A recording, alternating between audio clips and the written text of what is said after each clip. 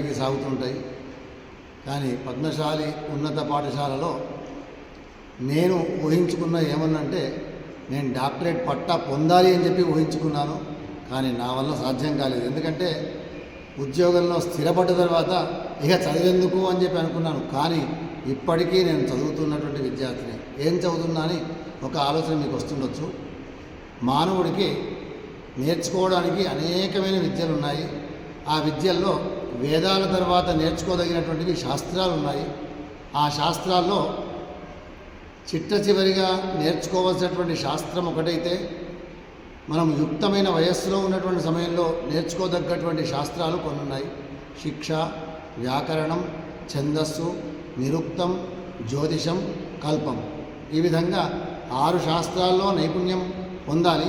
అయితే దాంట్లో నేను ప్రస్తుతం పూర్వమీమాంస, ఉత్తరమీమాంస అంటే వేదాంత శాస్త్రాన్ని ప్రస్తుతం నేను అధ్యయనం చేస్తున్నాను.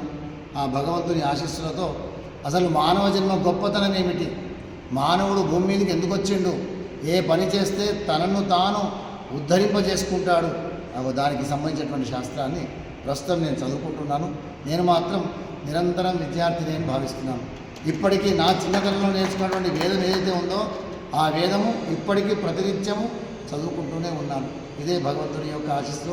అదేవిధంగా మా గురువు గారు బ్రహ్మశ్రీ శాస్త్రుల విశ్వనాథ శాస్త్రి గారు మరియు పట్లూరు మాడుగుల మాణిక్య సోమయాజి గారు వారి సన్నిధానంలో 8 సంవత్సరాల కాలం పాటు వేదాన్ని శాస్త్రాన్ని అధ్యయనం చేసినాను.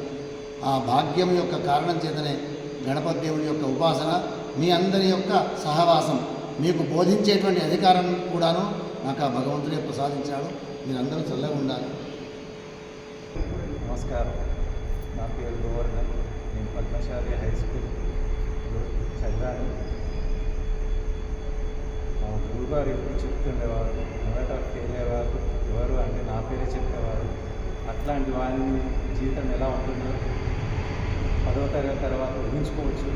కానీ నా జీవితం భగవంతుడు వేరే విధంగా రాశారు. గురువుగారు ఆశీర్వాదంగా నా జీవితం కష్టాలమయమే ఉండే, కానీ ఈరోజు ఇంత ఉన్నత స్థితిలో ఉండడానికి కారణం గురువుగారు.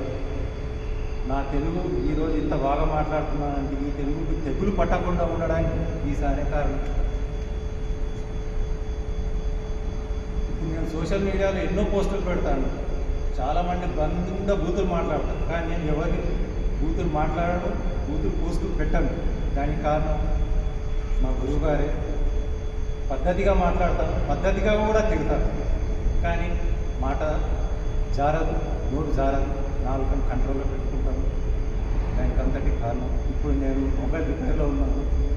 10th క్లాస్ అయిపోయిన తర్వాత మొబైల్ రిపేర్ కంటే ముందు కిరాణా షాప్లో ఉన్నాను. తర్వాత మొబైల్ ఫీల్డ్లోకి వచ్చాను. నిజామాబాద్లో బెస్ట్ ఆఫ్ 5 షాపులలో నా షాప్ పేరు ఉంటుంది.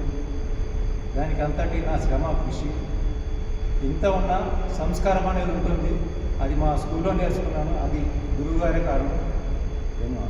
సంతోషం. అదేవిధంగా పద్మశాలి పాఠశాలలో విద్యను అభ్యసించాను.